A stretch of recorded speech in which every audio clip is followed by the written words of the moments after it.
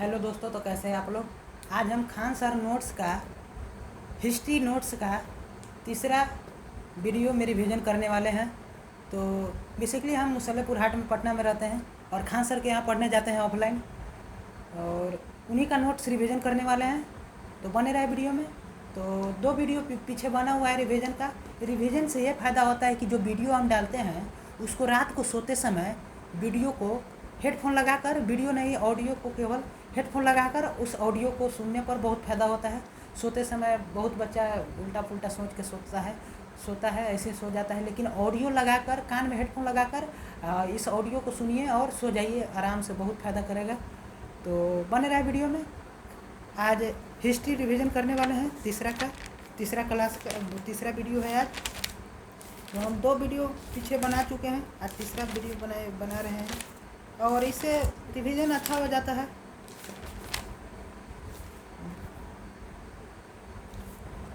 हम कल बोले थे कि वेद पहले 3 गो बना था। वेद अपौरुषेय है, इसका संकलन किया था कृष्ण द्वैपायन वेद व्यास ने। वेद का संकलन किया था कृष्ण द्वैपायन वेद व्यास ने। वेद का संकलन किया था कृष्ण द्वैपायन वेद व्यास ने। क्वेश्चन पूछ देगा कि वेद का संकलन किसने किया था, तो कृष्ण द्वैपायन वेद व्यास ने वेद का संकलन किया था। कृष्ण द्वैपायन वेद व्यास ने वेद का संकलन किया था। क्वेश्चन पूछ देगा कि वेद का संकलन किसने किया था, कृष्ण द्वैपायन वेद व्यास ने वेद का संकलन किया था। और वेद पहले 3 ही था। वेद के पहले तीनों प्रकार था, और जब अथर्ववेद जुट गया तो 4 गो हो गया वेद। और पहले वेद 3 गो था तो उसे वेद त्रयी बोला जाता था। शुरुआत में वेद 3 ही थे तो इसे वेद त्रयी बोला जाता था, फिर बाद में अथर्ववेद को जोड़ दिया गया। और वेद की संख्या कितने हैं, तो वेद की संख्या 4 है। ऋग्वेद, सामवेद, यजुर्वेद, अथर्ववेद। वेद की संख्या 4 है। ऋग्वेद, सामवेद, यजुर्वेद, अथर्ववेद। वेद की संख्या 4 है। ऋग्वेद, सामवेद, यजुर्वेद, अथर्ववेद। तो क्वेश्चन पूछ देगा कि वेद कितने हैं, तो 4। तो नाम बताओ, तो ऋग्वेद, सामवेद, यजुर्वेद, अथर्ववेद। ऋग्वेद में मंत्र का उच्चारण किया गया है। मंत्र का शादी ब्याह का मंत्र हो गया, अंत्येष्टि कार्यक्रम का मंत्र हो गया, और जन्म उपरांत का मंत्र हो गया, जन्म के समय जो मंत्र पढ़ा जाता है वो मंत्र हो गया। तो ऋग्वेद में असली उच्चारण मंत्र का है। सामवेद में संगीत का उच्चारण है। इसमें ट्रिक बन गया, स से साम, स से संगीत। तो सामवेद में संगीत का उच्चारण है। सामवेद में संगीत का उच्चारण किया गया है। और यजुर्वेद में युद्ध और यज्ञ का उच्चारण किया गया है। यजुर्वेद में युद्ध और यज्ञ का उच्चारण किया गया है।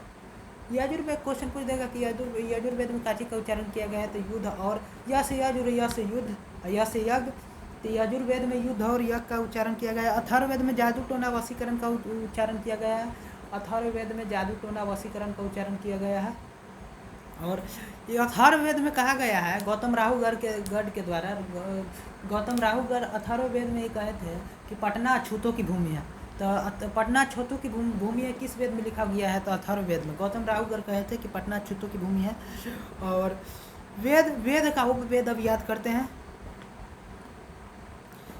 वेद का उपवेद ऋग्वेद का उपवेद या आयुर्वेद है। ऋग्वेद का उपवेद आयुर्वेद है।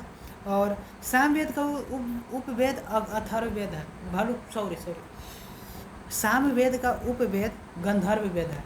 सामवेद का उपवेद गंधर्व वेद है। और यजुर्वेद का उपवेद धनुर्वेद है। यजुर्वेद का उपवेद धनुर्वेद है। और अथर्ववेद का उपवेद शिल्प वेद है। अथर्ववेद का उपवेद शिल्प वेद है। अथर्ववेद का उपवेद शिल्प वेद है। ऋग्वेद का उपवेद आयुर्वेद है। ऋग्वेद का उपवेद आयुर्वेद है। सामवेद का उपवेद गंधर्व वेद है। यजुर्वेद का उपवेद धनुर्वेद है। अथर्ववेद का उपवेद शिल्प वेद है। क्वेश्चन पूछ देगा कि ऋग्वेद का उपवेद काची है, आयुर्वेद है। सामवेद का उपवेद काची है, गंधर्व वेद है। यजुर्वेद का उपवेद काची है, धनुर्वेद है। अथर्ववेद का उपवेद काची है, शिल्प वेद है। ऋग्वेद का उपवेद आयुर्वेद है। सामवेद का गंधर्व वेद है। यजुर्वेद का धनुर्वेद है। और अथर्ववेद का शिल्प वेद है। और वेद के ज्ञाता और उपवेद के ज्ञाता पढ़ते हैं। ऋग्वेद के ज्ञाता है होत्री। ऋग्वेद के ज्ञाता है होत्री। ऋग्वेद होत्री उद्गाथा अथर्वी ब्रह्म। ऋग्वेद के ज्ञाता है होत्री। सामवेद के ज्ञाता है उद्गाथा। सामवेद के ज्ञाता है उद्गाथा। सामवेद के ज्ञाता है उद्गाथा। यजुर्वेद के ज्ञाता है अथर्व्य। यजुर्वेद के ज्ञाता है अथर्व्य। यजुर्वेद के ज्ञाता अथर्व हैं। अथर्ववेद के ज्ञाता ब्रह्मा है। अथर्ववेद के ज्ञाता ब्रह्मा है। अथर्ववेद के ज्ञाता ब्रह्मा जी हैं। ये ऋग्वेद के ज्ञाता होत्री है। होत्री उद्गाथा, होत्री उद्गाथा अथर्वी ब्रह्मा, होत्री उद्गाथा अथर्वी ब्रह्मा, होत्री उद्गाथा अथर्वी ब्रह्मा, होत्री उद्गाथा अथर्वी ब्रह्मा, होत्री उद्गाथा, होत्री उद्गाथा अथर्वी ब्रह्मा। ऋग्वेद के ज्ञाता है होत्री, सामवेद के गाता है उद्गाथा, यजुर्वेद के गाता है अथर्वी और अथर्ववेद के ज्ञाता है ब्रह्मा। अब उपवेद के ज्ञाता के नाम पढ़ते हैं। आयुर्वेद के ज्ञाता है प्रजापति, नारद, विश्वामित्र, विश्वकर्मा। प्रजापति, नारद, विश्वामित्र, विश्वकर्मा। प्रजापति, नारद, विश्वामित्र, विश्वकर्मा। प्रजापति, नारद, विश्वामित्र और विश्वकर्मा। प्रजापति, नारद, विश्वामित्र और विश्वकर्मा। आयुर्वेद के ज्ञाता है प्रजापति, आयुर्वेद के ज्ञाता है प्रजापति। गंधर्ववेद के ज्ञाता है नारद, गंधर्ववेद के ज्ञाता है नारद। और धनुर्वेद के ज्ञाता है विश्वामित्र, धनुर्वेद के ज्ञाता है विश्वामित्र। शिल्पवेद के ज्ञाता है विश्वकर्मा, शिल्पवेद के ज्ञाता है विश्वकर्मा, शिल्पवेद के ज्ञाता है विश्वकर्मा। शिल्पवेद के ज्ञाता कौन है? विश्वकर्मा है। होत्री उद्गाथा अथर्वी ब्रह्मा, होत्री उद्गाथा अथर्वी ब्रह्मा वेद के ज्ञाता है। वेद के ज्ञाता है होत्री उद्गाथा अथर्वी ब्रह्मा, वेद की ज्ञाता है होत्री उद्गाथा अथर्वी ब्रह्मा। उपवेद के ज्ञाता है प्रजापति, नारद, विश्वामित्र, विश्वकर्मा। वेद के ज्ञाता है होत्री उद्गाथा अथर्वी ब्रह्मा, होत्री उद्गाथा अथर्वी ब्रह्मा। उपवेद के ज्ञाता है प्रजापति, नारद, विश्वामित्र, विश्वकर्मा। ऋग्वेद के ज्ञाता कौन है? तो होत्री। सामवेद के ज्ञाता क्या है? उद्गाथा। सामवेद की गाथा कौन है? तो उद्गाथा। यजुर्वेद के यजुर्वेद के ज्ञाता कौन है? अथर्वी। आयुर्वेद के अथर्ववेद के अथर्ववेद के ज्ञाता कौन है? तो ब्रह्मा। आयुर्वेद के ज्ञाता कौन है? प्रजापति। गंधर्ववेद के ज्ञाता कौन है? नारद। धनुर्वेद के ज्ञाता कौन है? विश्वामित्र। शिल्पवेद के ज्ञाता कौन है? विश्वकर्मा। वेद के ब्राह्मण ग्रंथ, वेद और वेद के ब्राह्मण ग्रंथ, वेद और वेद के ब्राह्मण ग्रंथ। ऋग्वेद के ब्राह्मण ग्रंथ के ट्रिक है। ऋग्वेद के ब्राह्मण ग्रंथ दो ठो है ट्रिक। एक ट्रिक है। एक ए मतलब ऐतराय, का मतलब कौस्तुकी। ए मतलब ऐतराय, का मतलब कौस्तुकी। ये मतलब ऐतराय, का मतलब कौस्तुकी। ए मतलब ऐतराय और का मतलब कौस्तुकी। ऋग्वेद के ज्ञाता है, ऋग्वेद के ज्ञाता है होत्री और ऋग्वेद के ब्राह्मण ग्रंथ है ऐतराय और कौस्तुकी। एक ऐतराय और कौस्तुकी, एक ऐतराय और कौस्तुकी, एक।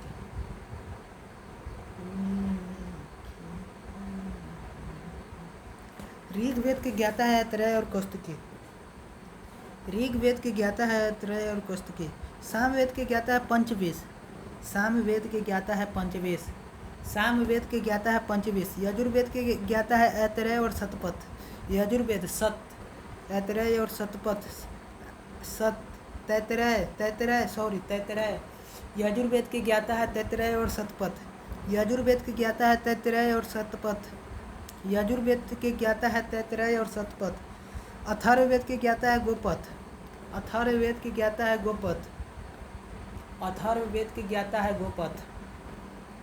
अथर्ववेद की ज्ञाता है गोपथ। ऋग्वेद की ज्ञाता है ऐतरेय और कौस्तुकी। ऋग्वेद की ज्ञाता है ऐतरेय और कौस्तुकी। सामवेद की ज्ञाता है पंचविश। सामवेद की ज्ञाता है पंचविश। यजुर्वेद की ज्ञाता है तैतरेय और शतपथ। अथर्ववेद की ज्ञाता है गोपथ। अथर्ववेद की ज्ञाता है गोपथ, तैतरेय और कौस्तुकी। यजुर्वेद की ज्ञाता है तैतरेय और कौस्तुकी। ऋग्वेद की ज्ञाता है ऐतरेय और गलत बोला गया। ऋग्वेद की ज्ञाता है ऐतरेय और कौस्तुकी। सामवेद की ज्ञाता है पंचविश। यजुर्वेद की ज्ञाता है तैतरेय और शतपथ। अथर्ववेद की ज्ञाता है गोपथ। गद और पद दोनों की चर्चा यजुर्वेद में है। गद और पद दोनों की चर्चा किसमें है? यजुर्वेद में है। यजुर्वेद में गद और पद दोनों की चर्चा है। गद खंड और पद खंड दोनों की चर्चा यजुर्वेद में है। गद खंड और पद खंड दोनों की चर्चा यजुर्वेद में है। वैसी किताब जिसकी रचना जंगल में की गई थी, जिसे अरण्यक कहते हैं, वैसी किताब जिसकी जिसकी जिसकी जिसकी रचना जंगल में की गई हो उसे अरण्य कहते हैं। वैसी किताब जिसकी रचना जंगल में की गई हो उसे अरण्य कहते हैं। वैसी बुक जिसकी रचना जंगल में की गई हो उसे अरण्य कहते हैं। वैसी बुक जिसकी रचना जंगल में की गई हो उसे अरण्य कहते हैं। कौन सा ऐसा वैसा जिसका अरण्यक नहीं था? कौन सा ऐसा वेद है जिसका अरण्यक नहीं था? अथर्ववेद का अरण्यक नहीं है। कौन सा ऐसा वेद है जिसका अरण्यक नहीं था? अथर्ववेद। कौन सा ऐसा वेद है जिसका अरण्यक नहीं था? अथर्ववेद। वेदांग की संख्या 6 है। वेदांग की संख्या 6 है। इसका ट्रिक है व्याजो निशी कच्छ। व्याजो मतलब व्या मतलब व्याकरण, जो मतलब ज्योति, और नि मतलब निरुक्त, सी मतलब शिक्षा, क मतलब कल्प, छ मतलब छंद। व्याजो निशी कच्छ। व्याजो निशी कच्छ। व्याकरण ज्योति निरुक्त, व्याकरण ज्योति निरुक्त, शिक्षा कल्प छंद। व्याकरण ज्योति निरुक्त, व्याकरण ज्योति निरुक्त, शिक्षा कल्प छंद। व्याकरण ज्योति निरुक्त, शिक्षा कल्प छंद। पुराण की संख्या 18 है। पुराण की संख्या 18 है। विष्णु पुराण, मत्स्य पुराण, वायु पुराण। पुराण की संख्या 18 है। पुराण की संख्या 18 है। पुराण की संख्या 18 है। विष्णु पुराण, मत्स्य पुराण, वायु पुराण। विष्णु पुराण मौर्य काल में चला था।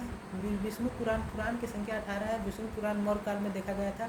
विष्णु पुराण मौर्य काल में देखा गया था। मत्स्य पुराण सातवाहन काल में देखा गया था।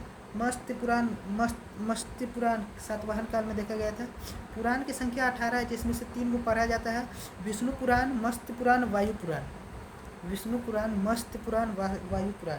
विष्णु पुराण मौर्य काल में देखा गया था। विष्णु पुराण मौर्य काल में देखा गया था। विष्णु पुराण मौर्य काल में देखा गया था। मत्स्य पुराण सातवाहन काल में देखा गया था। मत्स्य पुराण सातवाहन काल में देखा गया था। वायु पुराण गुप्त काल में और गुप्त काल और समुद्र गुप्त काल में देखा गया था। वायु पुराण गुप्त काल में देखा गया था, समुद्र गुप्त के समय। वायु पुराण गुप्त काल में देखा गया था, समुद्र गुप्त के समय।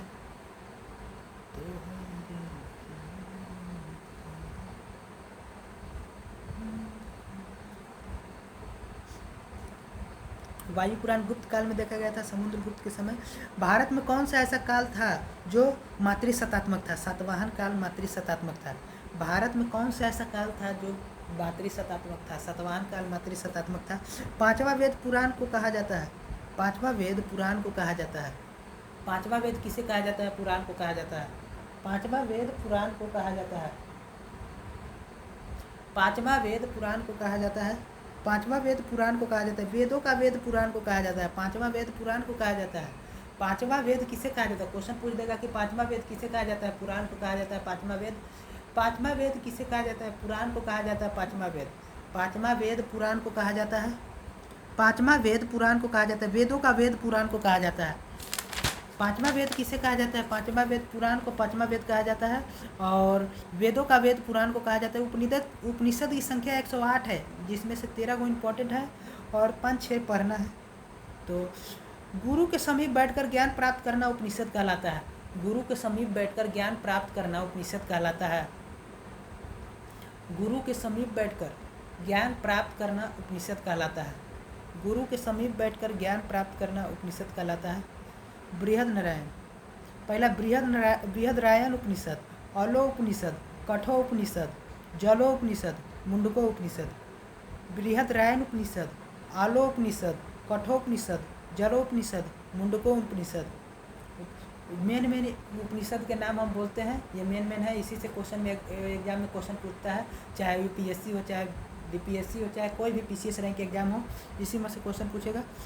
108 गो उपनिषद, 13 गो उपनिषद कौन पढ़ने जा रहा है?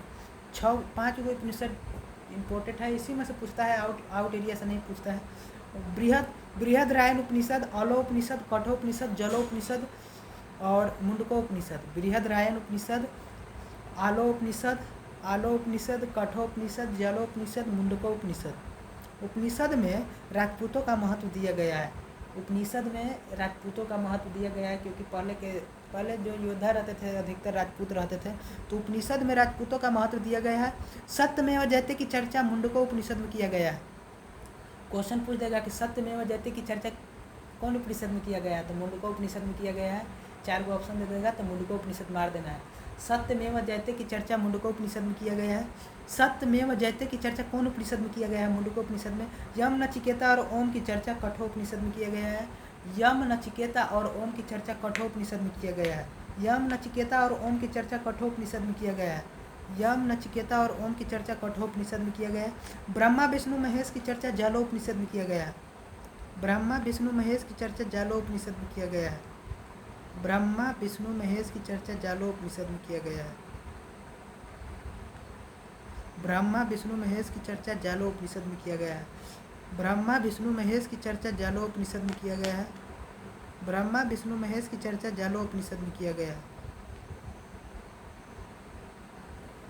सत्यमेव जयते की चर्चा मुंडकोपनिषद में किया गया है। सत्यमेव जयते की चर्चा मुंडकोपनिषद में किया गया है। यम नचिकेता और ओम की चर्चा कठोपनिषद में किया गया है। यम नचिकेता और ओम की चर्चा कठोपनिषद में किया गया है। यम नचिकेता और ओम की चर्चा कठोपनिषद में किया गया है। यम नचिकेता और ओम की चर्चा कठोपनिषद में किया गया है। यम नचिकेता और ओम की चर्चा कठोपनिषद में किया गया है। ब्रह्मा विष्णु महेश की चर्चा जलोपनिषद में किया गया है। ब्रह्मा विष्णु महेश की चर्चा जालोपनिषद में किया गया है। ब्रह्मा विष्णु महेश की चर्चा ब्रह्मा विष्णु महेश की चर्चा जलोपनिषद में किया गया। अकबर के समय उपनिषद अकबर के समय आलोपनिषद था, सबसे बाद में आया था। अकबर के समय आलोपनिषद था, सबसे बाद में आया था।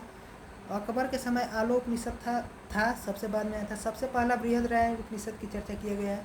सबसे पहले बृहदरायण उपनिषद की चर्चा किया गया है। सबसे पहले बृहदरायण उपनिषद की चर्चा किया गया है। स्मृति साहित्य 36 गो है। स्मृति साहित्य 36 गो है, लेकिन कुछ पढ़ना है, 1-2 ठो पढ़ना है, इसी से क्वेश्चन पूछेगा। इस स्मृति साहित्य की संख्या 36 है, जिसमें 1-2 ठो पढ़ना है, ज़्यादा नहीं पढ़ना है। पहला याज्ञवाल स्मृति साहित्य। याज्ञवाल स्मृति साहित्य पहला याज्ञवाल स्मृति साहित्य। और मनु स्मृति साहित्य। मनु स्मृति साहित्य मनु याज्ञवाल में कुछ खास नहीं लिखा गया है, लेकिन मनु स्मृति साहित्य में लिखा गया है कि 25 साल के लड़का और 12 साल के लड़की शादी किया जाता था। पहले कुरीतिया था, और पहले 25 साल के लड़का मनु स्मृति के तहत 25 साल के लड़का और 12 साल के लड़के की शादी करा दिया जाता था। और इसमें टोटल 16 संस्कार हैं। और ऋण 3 प्रकार के होता है। देव ऋण, ऋषि ऋण और पितृ ऋण। ऋण 3 प्रकार के होता है, देव ऋण, ऋषि ऋण और पितृ ऋण। टोटल 4 पुरुषार्थ है, धर्म अर्थ काम मोक्ष। पुरुषार्थ की संख्या कितनी है? 4। धर्म अर्थ काम मोक्ष। भारत की संस्कृति के हिसाब से जीवन को 4 भागों में बांटा गया है। भारत की संस्कृति के हिसाब से जीवन को 4 भागों में बांटा गया है। भारत की संस्कृति के हिसाब से जीवन को 4 भागों में बांटा गया है। भारत की संस्कृति के हिसाब से जीवन को 4 भागों में बांटा गया है। पहला 0 से 5 साल तक बाल्यावस्था शिशु अवस्था था। जो बच्चा 0 से 5 साल तक रहता था उसको बाल्यावस्था में रखा जाता था। जो बच्चा 0 से 5 साल तक रहता है उससे बाल्यावस्था में रखा जाता है।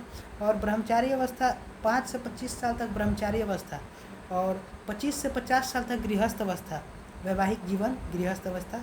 और 50 से 75 साल तक मनुष्य वानप्रस्थ में रहता था, परिवार और समाज दोनों देखता था।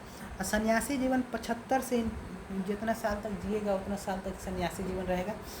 तो भारत की संस्कृति के हिसाब से जीवन को 4 भागों में बांटा गया है। भारत की संस्कृति के हिसाब से जीवन को 4 भागों में बांटा गया है। 0 से 5 साल तक जो बच्चा रहेगा वो शिशु बाल्यावस्था रहेगा, और जो 5 से 25 साल के बीच में रहेगा वो ब्रह्मचारी जीवन जिएगा, स्टूडेंट लाइफ। और गृहस्थ जीवन 25 से 50 साल तक है, जिसमें परिवार को केवल देखना रहता था, वैवाहिक जीवन और परिवार संभालना रहता था। वानप्रस्थ जीवन 50 से 75 साल तक देखना रहता था, परिवार और समाज दोनों देखना रहता था। सन्यासी जीवन 75 साल से जितना साल तक जीना है उतना साल तक सन्यासी जीवन। अब महाकाव्य की रचना, महाकाव्य अब पढ़ते हैं। पहला महाकाव्य वाल्मीकि है, भलुक रामायण है। रामायण की रचना किसने किया था? वाल्मीकि ने। रामायण की रचना किसने किया था? वाल्मीकि ने। वो रामायण की रचना किसने किया था? वाल्मीकि ने। रामायण की रचना वाल्मीकि ने किया था। प्रारंभ में श्लोक 12,000 थे, अंत में श्लोक 24,000 हो गए, जोड़ दिया गया था। रामायण में प्रारंभ में श्लोक 12,000 थे, अंत में 24,000 हो गए थे, और जोड़ दिया गया था 12,000 से 24,000 हो गए थे। इसका लेसन को हम खंड कहते हैं, इसका भाग को हम खंड कहते हैं। तो रामायण के 7 खंड हैं। रामायण के 7 खंड को पढ़ा जाता है। तो रामायण के 7 खंड को पढ़ते हैं। युद्ध कांड, सॉरी, रामायण प्रारंभिक श्लोक 12,000 श्लोक है, अंत में श्लोक 24,000 श्लोक है। और रामायण में लेसन भाग को हम कांड कहते हैं। रामायण में लेसन भाग को हम भाग मतलब लेसन भाग को हम कांड कहते हैं। तो रामायण में 7 कांड है। पहला युद्ध कांड, सुंदर कांड, पहला युद्ध कांड, सुंदर कांड।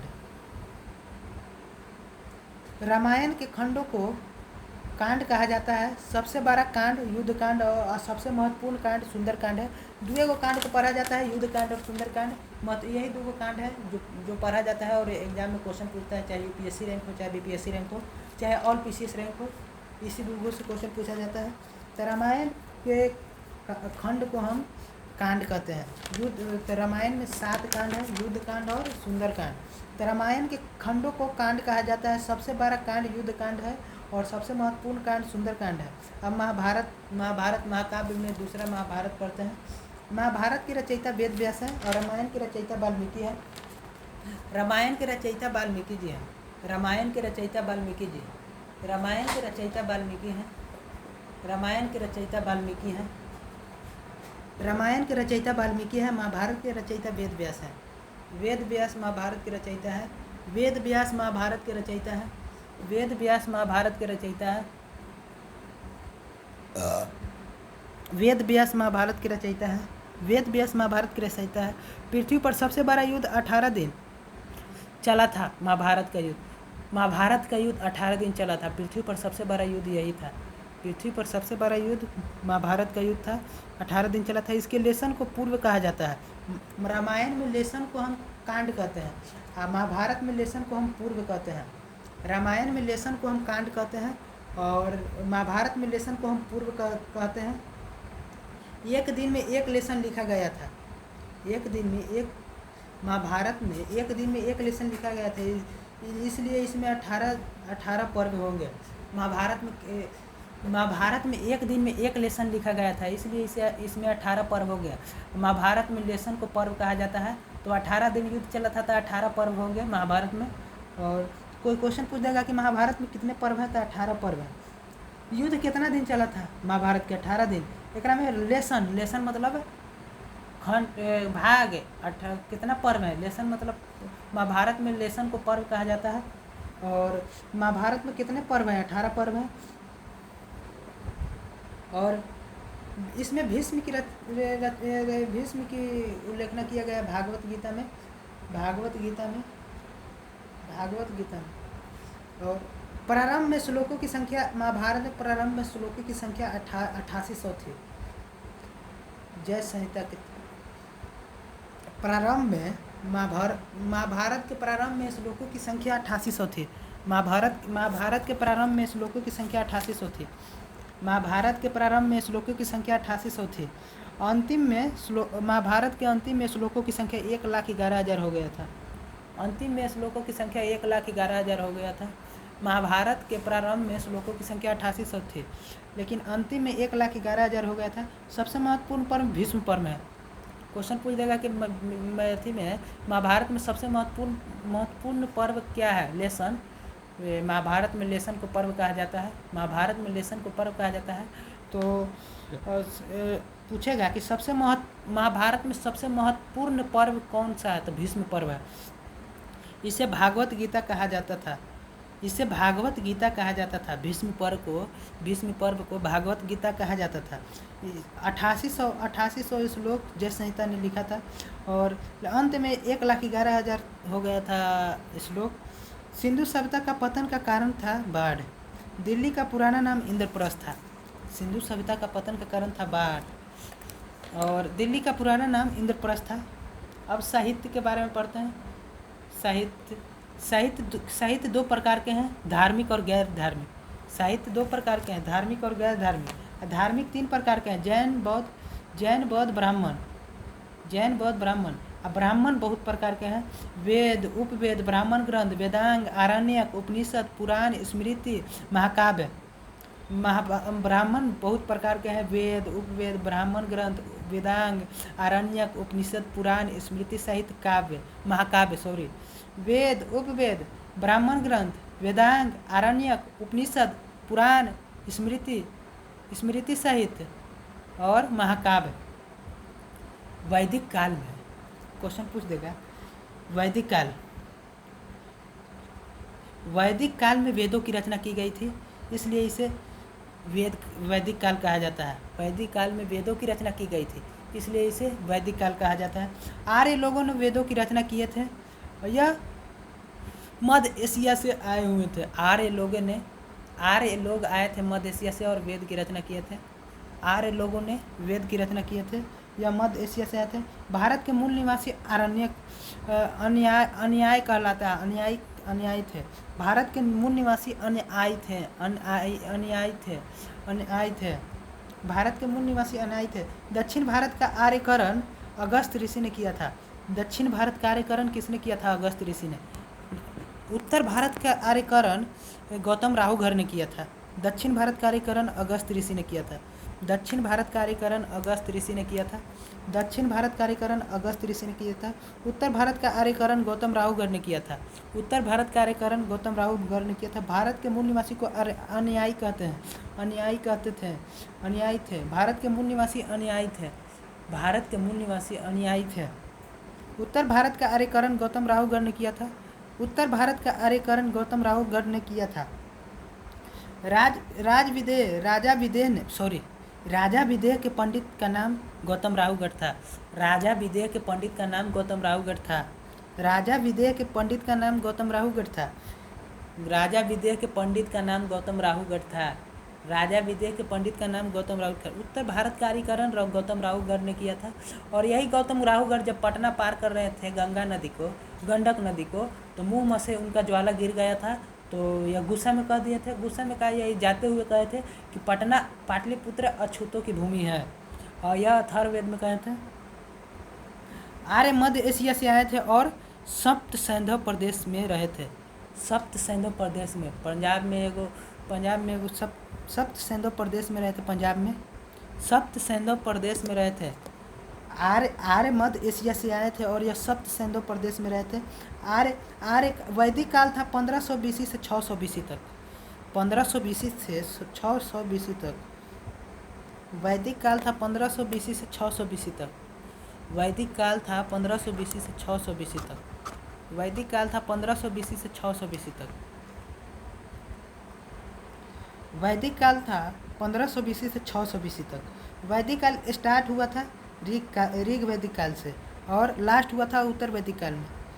वैदिक काल स्टार्ट हुआ था ऋग वैदिक काल से और अंत हुआ था उत्तर वैदिक काल से। वैदिक काल स्टार्ट हुआ था ऋग वैदिक काल से और अंत हुआ था उत्तर वैदिक काल से। वैदिक काल स्टार्ट हुआ था ऋग वैदिक काल से। वैदिक काल स्टार्ट हुआ था ऋग वैदिक काल से। वैदिक काल स्टार्ट हुआ था ऋग वैदिक काल से 1500 BC से। वैदिक काल कब से कब तक चला था? 1500 BC से 600 BC तक वैदिक काल था। वैदिक काल 1500 BC से 600 BC तक वैदिक काल था। वैदिक काल 1500 BC से 600 BC तक वैदिक काल था। वैदिक काल 1500 BC से 600 BC तक वैदिक काल था। वैदिक काल 1500 BC से 600 BC तक वैदिक काल था। वैदिक काल 1500 BC से 600 BC तक था। वैदिक काल 1500 BC से 600 BC तक था। वैदिक काल 1500 BC से 600 BC तक था। वैदिक काल स्टार्ट हुआ था ऋग वैदिक काल में और अंत हुआ था उत्तर वैदिक काल में। वैदिक काल के दो भाग एगो स्टार्टिंग भाग एगो अंतिम भाग। तो स्टार्टिंग भाग ऋग वैदिक काल था। स्टार्टिंग भाग में ऋग वैदिक काल था 1500 BC से 1000 BC तक। 1500 BC से 1000 BC तक वैदिक काल स्टार्ट हुआ था ऋग वैदिक काल में 1500 BC से 1000 BC तक। वैदिक काल का दो भाग एगो ऋग वैदिक काल एगो उत्तर वैदिक काल। वैदिक काल का दो भाग ऋग वैदिक काल और उत्तर वैदिक काल। वैदिक काल का दो भाग ऋग वैदिक काल और उत्तर वैदिक काल। ऋग वैदिक काल स्टार्ट हुआ था 1500 BC से 1000 BC तक। ऋग वैदिक काल स्टार्ट हुआ था 1500 BC से 1000 BC तक। ऋग वैदिक काल स्टार्ट हुआ था 1500 BC से 1000 BC तक। ऋग वैदिक काल स्टार्ट हुआ था 1500 BC से 1000 BC तक। ऋग वैदिक काल स्टार्ट हुआ था 1500 BC से 1000 BC तक। ऋग वैदिक काल कब स्टार्ट हुआ था? 1500 BC से 1000 BC तक। और उत्तर वैदिक काल स्टार्ट हुआ था 1000 BC से 600 BC तक। वैदिक काल कब से कब चला था? 1500 BC से 600 BC तक।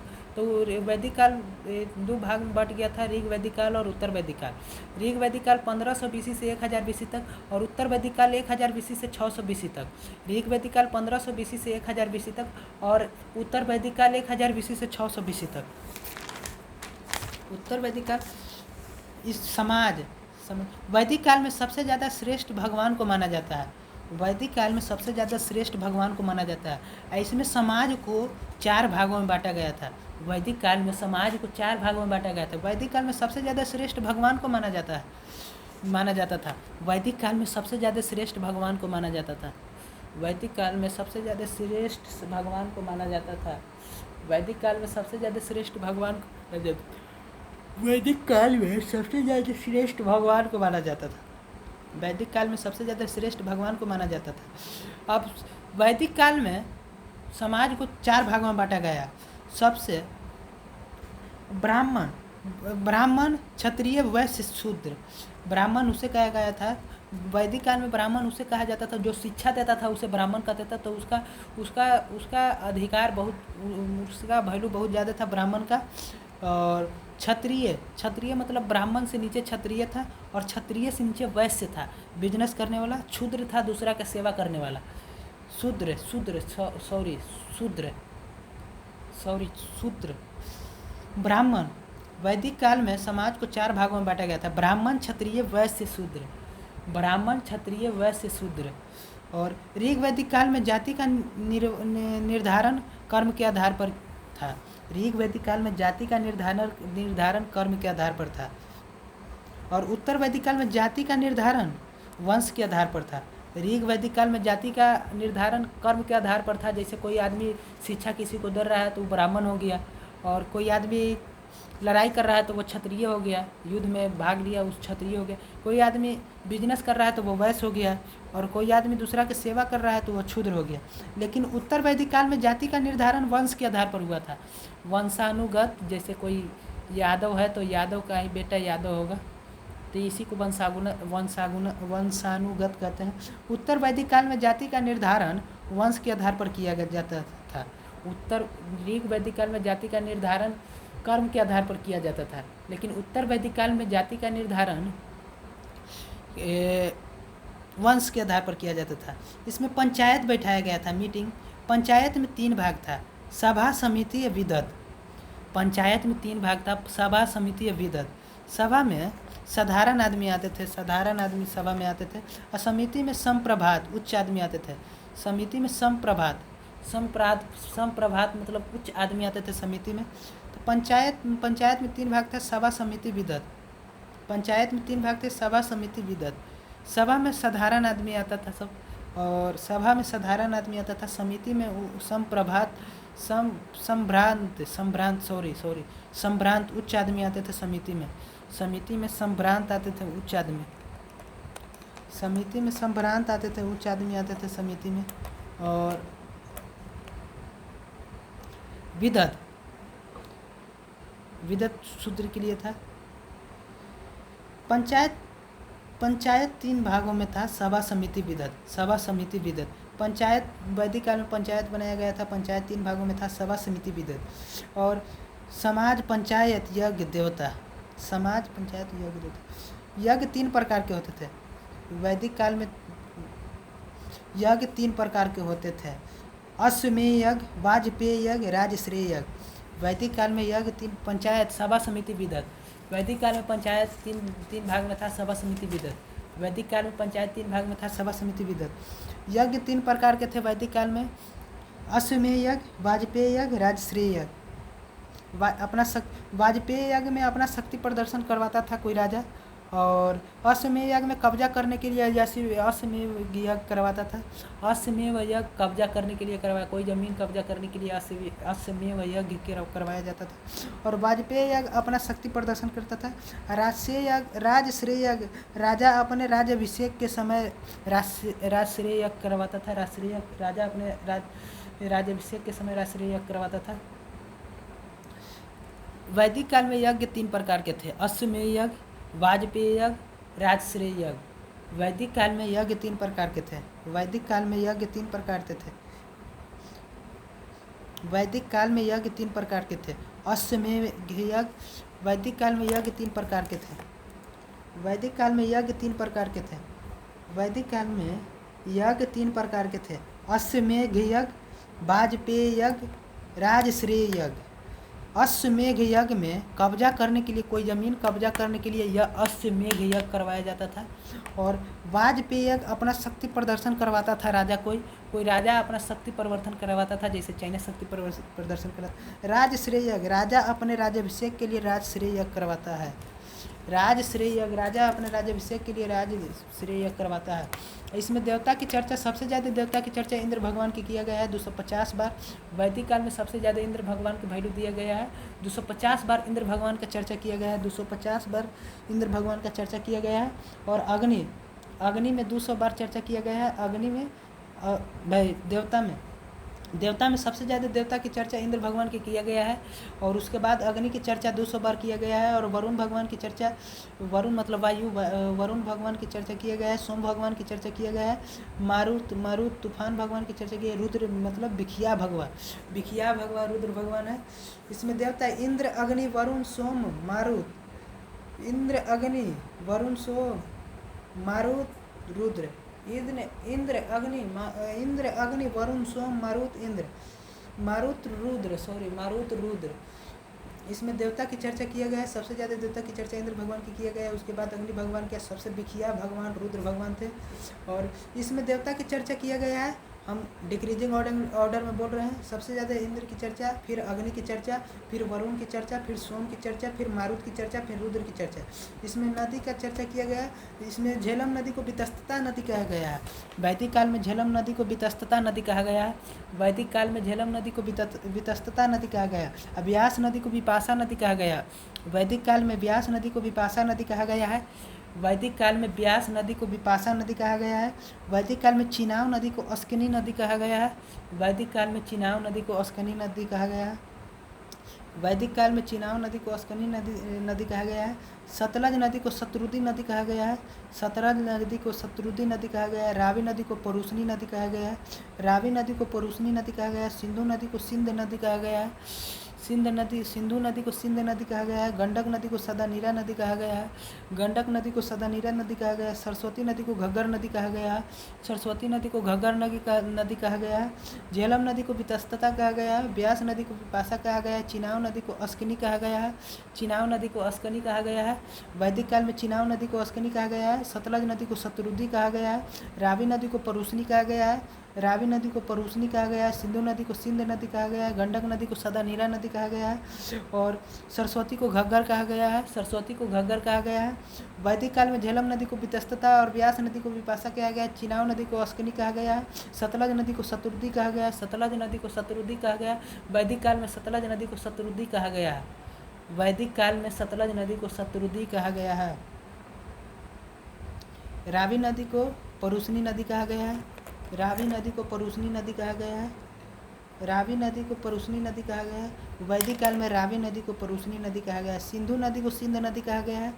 सिंधु नदी को सिंध नदी कहा गया है। गंडक नदी को सदानीरा नदी कहा गया है। गंडक नदी को सदानीरा नदी कहा गया है। वैदिक काल में गंडक नदी को सदानीरा नदी कहा गया है। वैदिक काल में सरस्वती नदी को घग्गर नदी कहा गया है। वैदिक काल में सरस्वती नदी को घग्गर नदी कहा गया है। वैदिक काल में सरस्वती नदी को घग्गर नदी कहा गया है। वैदिक काल में सरस्वती नदी को घग्गर नदी कहा गया है। तो आज के लिए इतना ही। खान सर का नोट्स आज तीसरा दिन रिवीजन किए हैं और बने रहे वीडियो में। नोट्स से बहुत कुछ आशा करते हैं कि फ़ायदा होगा आप लोग को। तो thank you all of you. Like करें, शेयर करें।